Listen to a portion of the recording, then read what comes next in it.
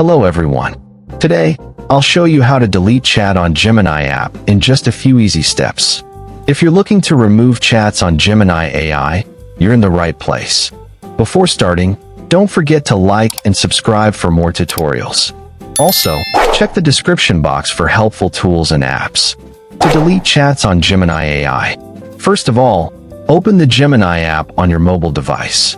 Once you are on the main screen, tap on the three horizontal lines menu icon in the top left corner. Now, a sliding menu will appear with different options and the chats you have made. Under Recent, you will see all your chats. Now, long press on the chat list that you want to delete. A pop-up menu will appear with different options. From the pop-up, choose Delete to remove the selected chats. A confirmation pop-up will appear.